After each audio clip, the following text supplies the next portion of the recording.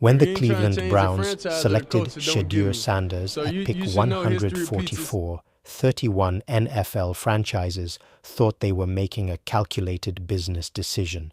What they actually did was hand a multi-million-dollar chip on his shoulder to one of the most accurate, battle-tested passers in college football history.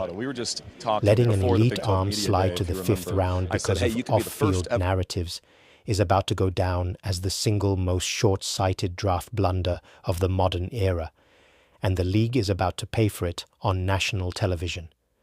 32 front offices sat in their war rooms staring at their draft boards, watching a talent that should have been locked into the first round tumble all the way down to the middle of Saturday afternoon. They traded down, they reached for projected rotational defenders, and they drafted safe, low-ceiling system players while an elite signal caller continued to wait on the board. History in the National Football League is littered with front office blind spots, moments where panic, groupthink, and over-analysis cause general managers to completely miss the obvious star sitting right in front of them. From letting legendary Hall of Famers fall to late rounds to passing on franchise changes in favor of workout warriors, NFL executives repeatedly prove that they can be their own worst enemies. But what happened in the 2025 NFL draft wasn't just a routine evaluation error.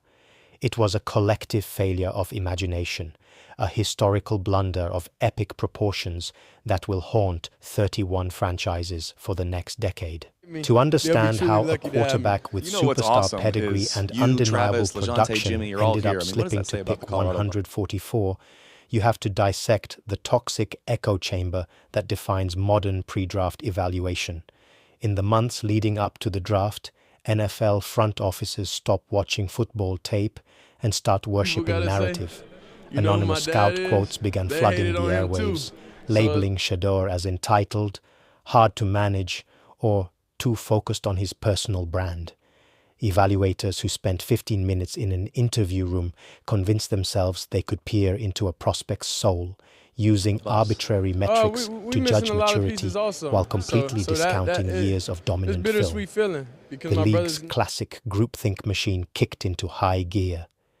Decision-makers started talking themselves out of elite arm talent, pinpoint accuracy, and a proven ability to perform under the bright lights of national television, all because they were terrified of managing a high-profile personality. They prioritized comfort over competence. They hid behind safe scouting cliches, terrifying each other with vague warnings about locker room dynamics, while completely forgetting that the primary job of an NFL quarterback is to drop back, diagnose a defense in 2 seconds, and throw a precise football into a tight window under brutal pressure. The ultimate irony of this pre-draft character assassination is that it completely misunderstood the nature of Shedeur Sanders' background and preparation. Growing up as the son of Deion Sanders doesn't make a player soft. It gives them an unshakable immunity to the circus of professional sports. While standard rookie prospects enter the NFL completely blind to the overwhelming glare of media scrutiny, brand management, and high-stakes expectations, Shedeur was raised directly inside of it. He has lived in a high-pressure pressure cooker since middle school. His entire life has been a clinic in handling intense public focus, relentless criticism, and elevated expectations. That pedigree isn't a distraction. It is a massive structural advantage. On the field, his upbringing manifested as a battle-tested poise that simply cannot be taught at the combine.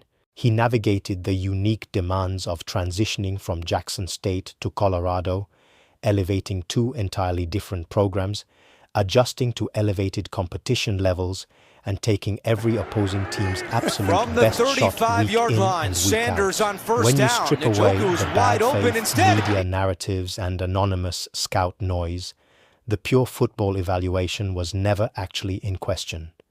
Shedeur possessed the precise operational processing and arm talent required to survive in today's He goes deep to Fannin. Yet, Big play, 31 Shedeur organizations Sanders allowed petty to Harold bias, fear Fannin, of a gain of media 20. noise, and conventional scouting dogmatism to overrule basic film evaluation.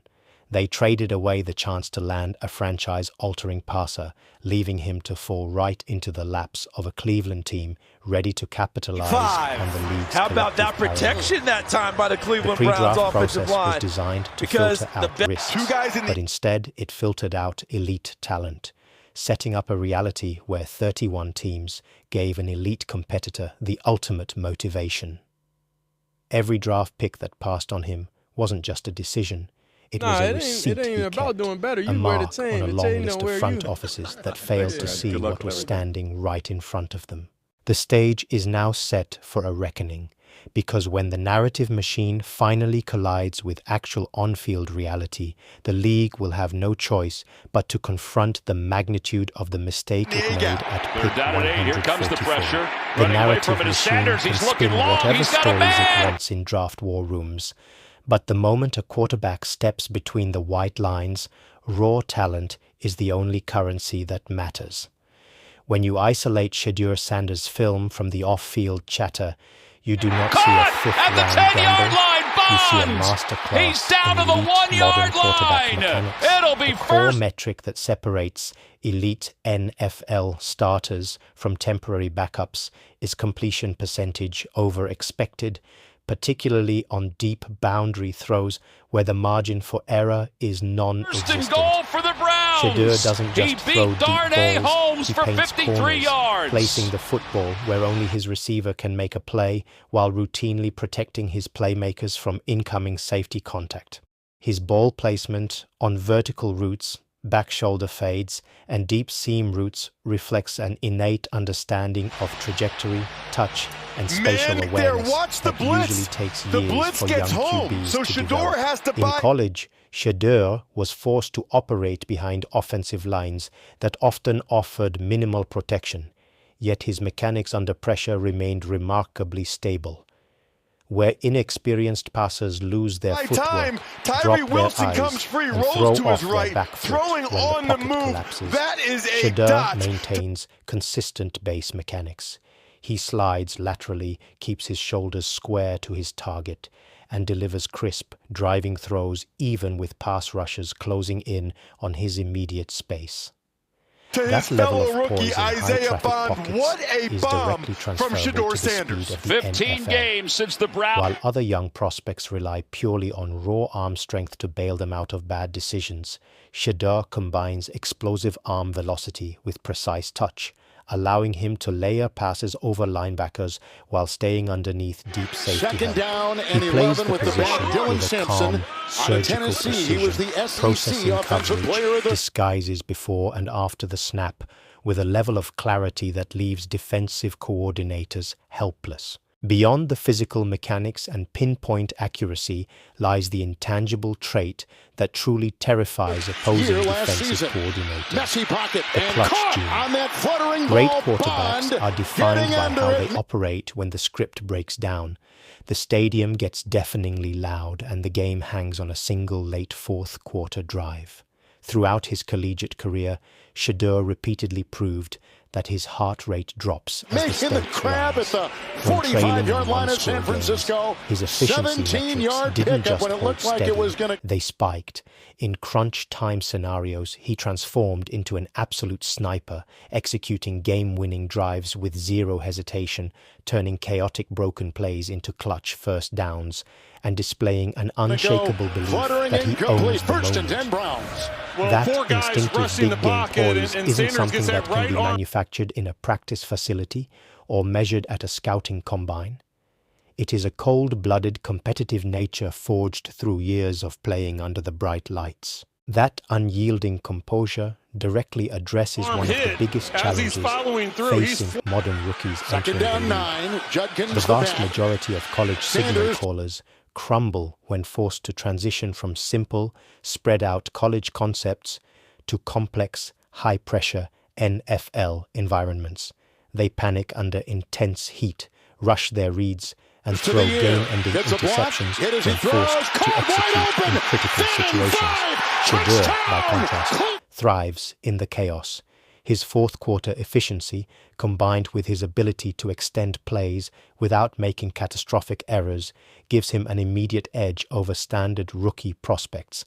He possesses that rare killer instinct that drives him to demand the ball when the game is on the line. Whether facing a zero blitz on 3rd and long or executing a 2-minute drill with no timeouts remaining, Shedeur operates with the serene confidence of an established veteran. As his game translates to the professional stage, the league will quickly realize that passing on a quarterback with this level of late-game lethality was a monumental blunder. A quarterback's success in the NFL rarely happens in a vacuum. It requires a precise alignment between raw talent and system architecture.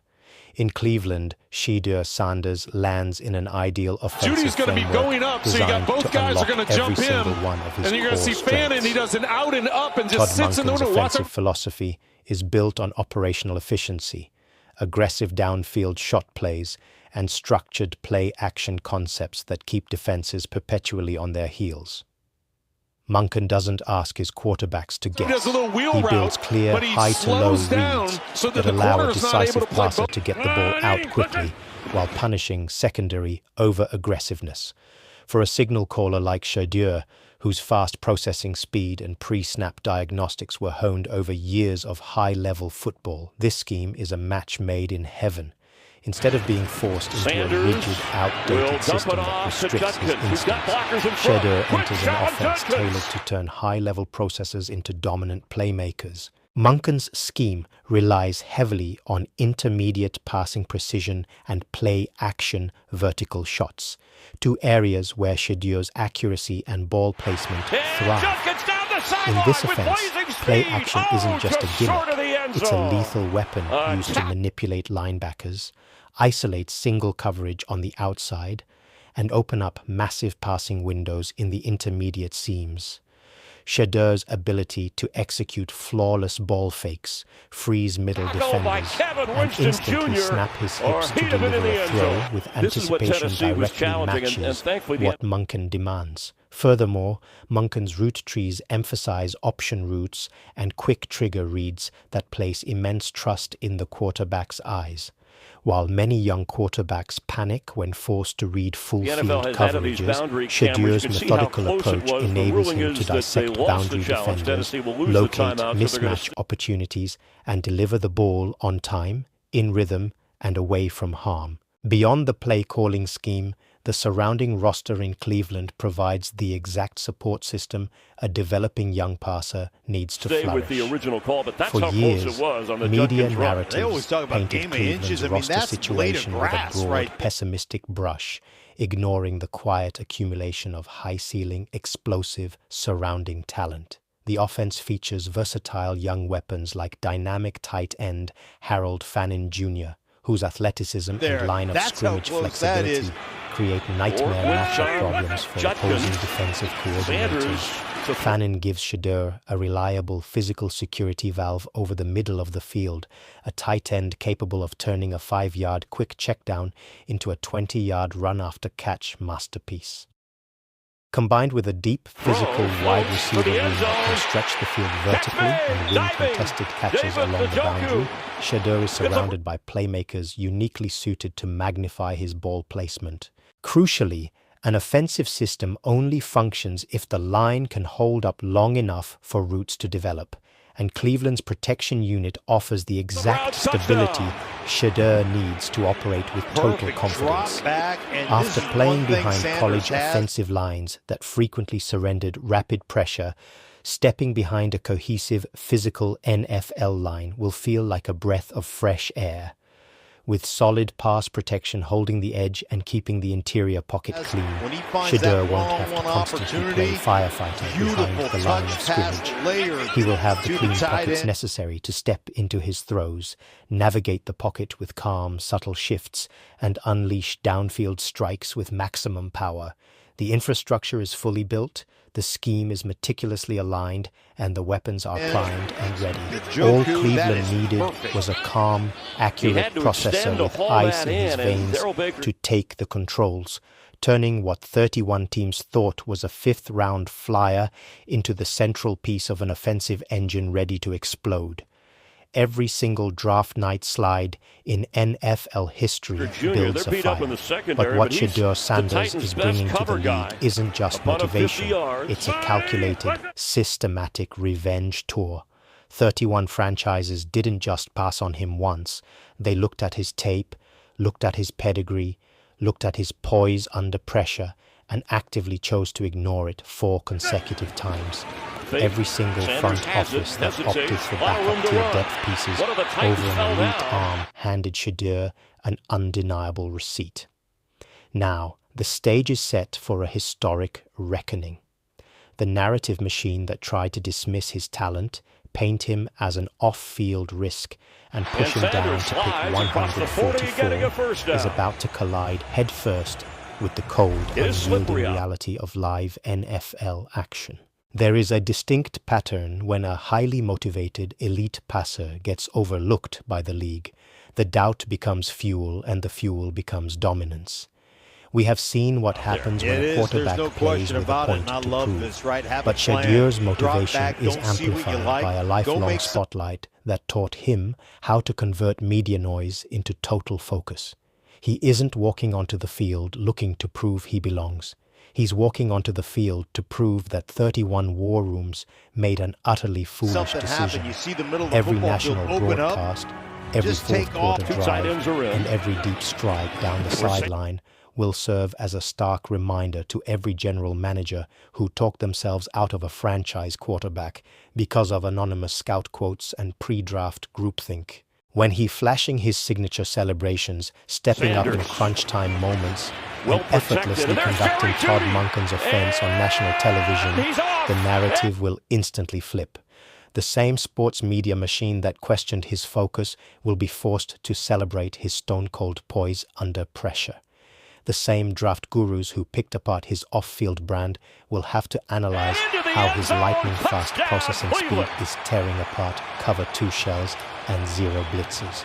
Football has a relentless way of stripping away narrative, exposure, and hot takes, leaving only performance behind.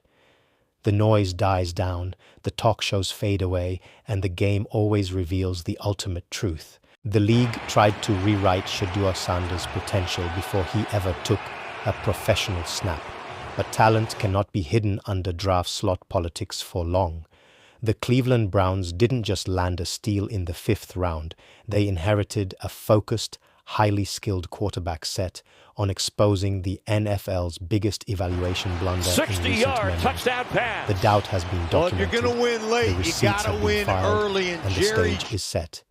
Shedeur Sanders is about to step onto the field, take the controls, and make the entire NFL look completely foolish.